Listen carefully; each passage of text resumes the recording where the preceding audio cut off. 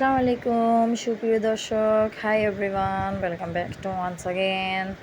আবার আপনাদেরকে স্বাগতম করলাম আমার ভিডিওতে। আসলে কুরবানি ভিডিও নিয়ে চলে আসলাম। এগুলো আমার মেয়ে ভিডিও করতেছে। আসলে আমি এরকম করতে পারি না, আমার ভয় লাগে। ইনফ্যাক্ট এখানে ব্যাচলার মানুষ ছিল, তো যেতে পারে না। এটা আমাদের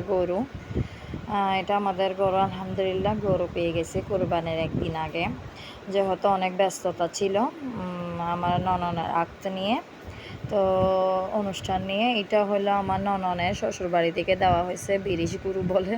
দেখেন না, ক্যামেরার পাশে চলে আসতেছে। ওনার শ্বশুরবাড়ি থেকে দেওয়া হয়েছে। এটা অনেক সুন্দর একটা গরু দিছে। আমার এই কালারের গরুগুলো অনেক পছন্দ লাগে কুরবানিতে। ইনফ্যাক্ট গরুটা মনে হয় জবা করা হয়নি, কয়দিন পরে জবা করা হবে। আমি আসলে অনেক ডিলে করে ফেলছি ব্যস্ততার কারণে, অসুস্থতার কারণে। আর এটা আমার নননের শ্বশুরবাড়িতে দেব ছাগলটাও বেশ বড়। আক্ত করে অনুষ্ঠান হয়নি, তো আক্ত করে যেমন ধরেন আমার ননন যায়নি তো শ্বশুরবাড়িতে, তেমন অনুষ্ঠান করে যাবে।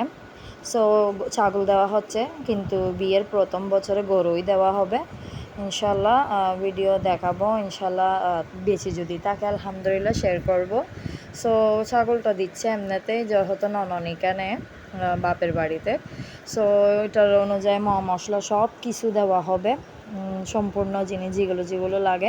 ইনফ্যাক্ট ওদের থেকে গরু দেওয়া হয়েছে, তো ওনাদের মান, ইনফ্যাক্ট ওনাদের আয়োজনটা একটু বেশি সব কিছু নিয়ে। সো আমাদের যখন ছাগল দেওয়া হবে একটু কম হবে মশলা নিয়ে। এইটাই অনেক সুন্দর। আসলে বাড়ির পাড়ার অনেক মানুষ থাকে, ওরা দেখতে আসছে, সবাই গবেষণা করতেছে।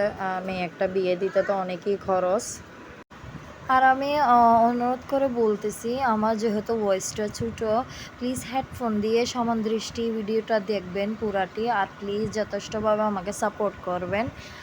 পারলে একটা লাইকটা দিয়ে দিবেন। আসলে অনেক কষ্ট হয়, বুঝতেই পারেন, ব্যস্ততার মাঝে বড় বউ হিসেবে অনেক দায়িত্ব থাকে। আর আমার ছোটো যেহেতু তিনটা মেয়ে, ছোটো বলতে একসাথে 1 বছরের গ্যাপে, 2 বছরের গ্যাপে।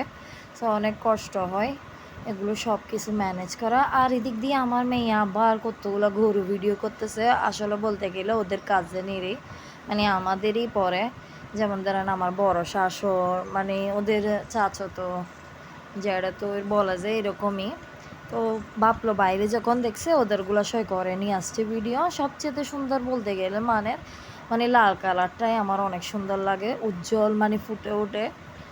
এটা আমার বড় শাশুড়ের, আমাদের বড় আব্বু আর কি, আপনাদের ভাইয়ার বড় আব্বুর গরু।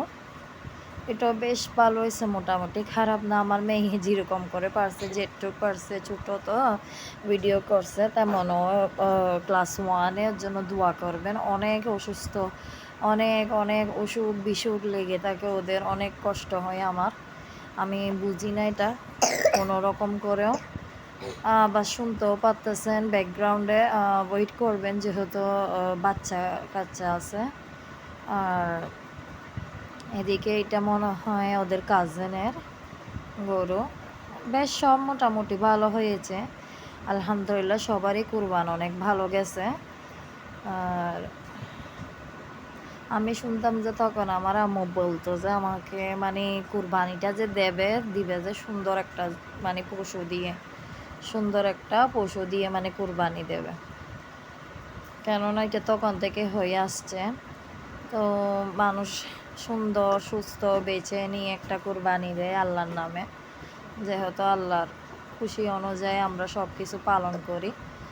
সো এদিকে দেখেন না, উল্টা পাল্টা যেটুক পারছে একটুক ভিডিও করছে আমার মেয়ে। আসলে ভিডিওটা আমি তেমন বড় করে সুযোগ পাই নেই।